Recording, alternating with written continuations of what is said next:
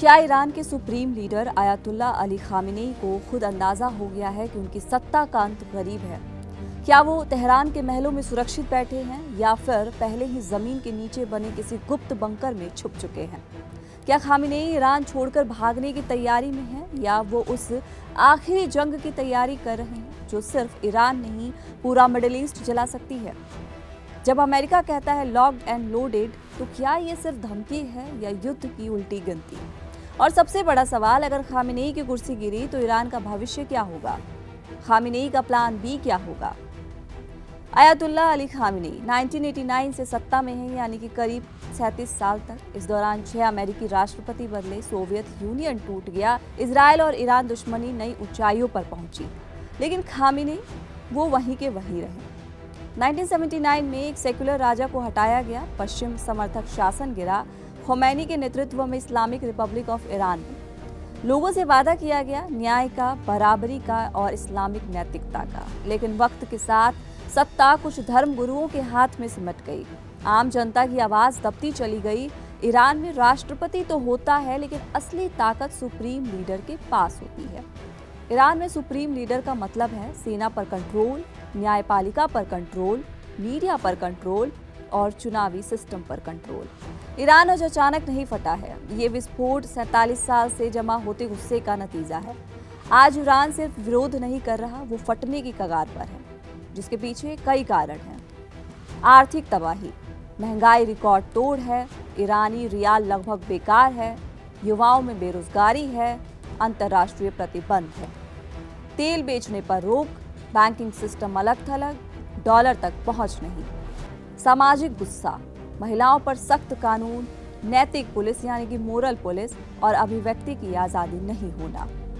आज ईरान के 31 में से लगभग सभी प्रांत, 180 से ज़्यादा शहर विरोध प्रदर्शन की चपेट में हैं। नारे बदल गए हैं, अब बात सिर्फ महंगाई की नहीं रह गई है, अब बात सिस्टम गिराने की हो रही है। तानाशाह मुर्दाबाद, सुप्रीम लीडर हटाओ, ये नारे ईरान में रेड लाइन माने जाते हैं, लेकिन यही बात अब खामेनेई को सबसे ज़्यादा डराने लगी है। अब विरोध सिर्फ सड़कों पर नहीं, सिस्टम के भीतर भी है। कुछ धार्मिक नेता चुप हो चुके हैं, कुछ सैन्य अधिकारी असहज हो गए हैं, ब्यूरोक्रेसी में डर हो गया है। खामेनेई जानते हैं अगर IRGC यानी कि रिवोल्यूशनरी गार्ड्स भी बट गई तो उनका खेल खत्म हो सकता है, क्योंकि IRGC ईरान में सिर्फ सेना नहीं है, ये सेना, इंटेलिजेंस, बिजनेस एम्पायर, विदेशों में प्रॉक्सी नेटवर्क, सब कुछ है। भारी विरोध और बवाल के बीच खामेनेई ने पूरी ताकत अब जो है IRGC को सौंप दी है। फुल कंट्रोल, फुल पावर, बिना सवाल, यानी अब ईरान एक तरह से मिलिट्री थियोक्रेटिक स्टेट बन चुका है।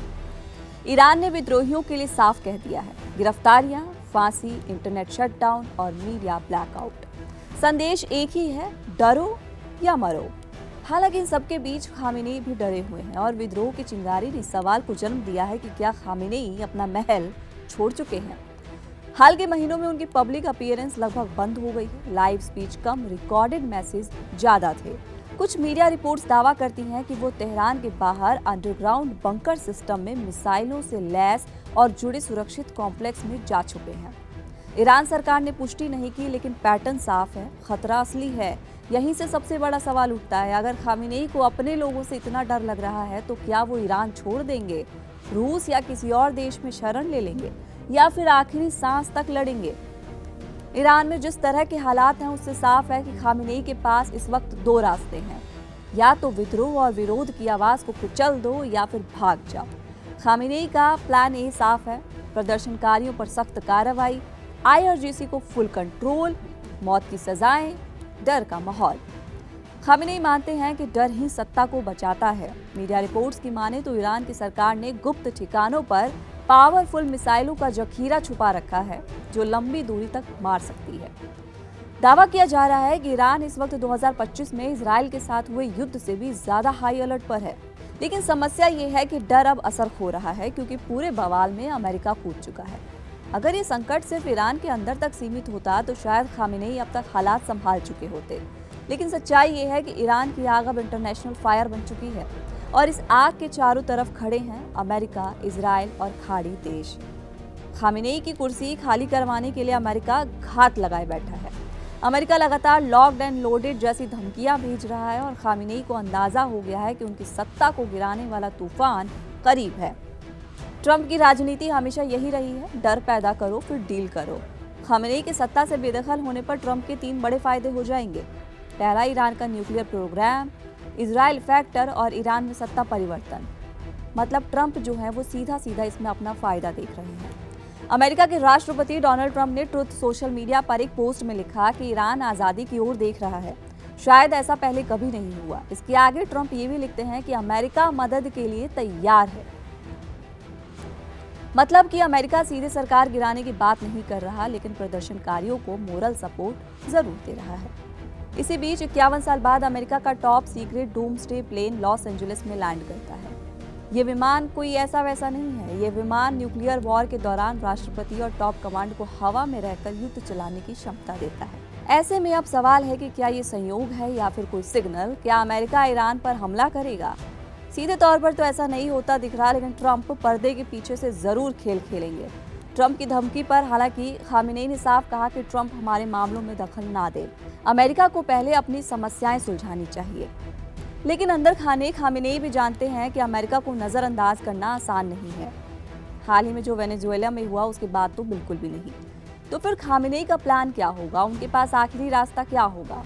खामेनेई का जो प्लान बी है वो ये होगा, ईरान छोड़कर भागने का। तो खामेनेई कहाँ जाएंगे? इस सवाल का सबसे पहला जवाब जो गूंज रहा है वो है रूस। लेकिन क्या पुतिन खामेनेई को शरण देंगे? ये बड़ी पहेली है। साथ ही चीन भी पर्दे के पीछे ईरान के सपोर्ट में है। अगर अमेरिका ने कुछ भी किया तो चीन और रूस खामेनेई को सपोर्ट कर सकते हैं। तीनों देश हाल ही में मिलकर युद्धाभ्यास भी कर रहे हैं समंदर में। तो आज ईरान उस मोड़ पर खड़ा है जहां से वापसी तो आसान नहीं है। खामेनेई के सामने सवाल सिर्फ सत्ता का नहीं बल्कि इतिहास में अपनी जगह का भी है, तानाशाह के रूप में या आखिरी मजबूत सुप्रीम लीडर के रूप में। तूफान तो आ चुका है बगावत का, विद्रोह का। अब देखना है कि खामेनेई झुकेंगे या ईरान जलता रहेगा। फिलहाल इस वीडियो में इतना ही। ऐसी और भी जानकारियों के लिए हमारे चैनल कड़क को सब्सक्राइब करना बिल्कुल ना भूलें। यहाँ ताजा खबर के साथ हर दिन की शुरुआत कड़क है। आमने सामने बैठ रखते हैं बात पूरे दम से, आराम से। चर्चा होती है बेधड़क। यहाँ किस्से कहानियों में बोल सरल और अंदाज बेहद कड़क मिलता है। जीने में एक तेवर है जो आता है सही ज्ञान, जानकारी और उससे कमाई कड़क नोट से। इधर मौके पर चौका नहीं छक्का लगा जलवा दिखाते हैं। कड़क क्रिकेट से अपने रोमांच को जो बढ़ाते हैं। यहाँ की हर बात का मिजाज एक है, मिजाज कड़क। आपका अपना YouTube चैनल कड़क, लाइव बेधड़क।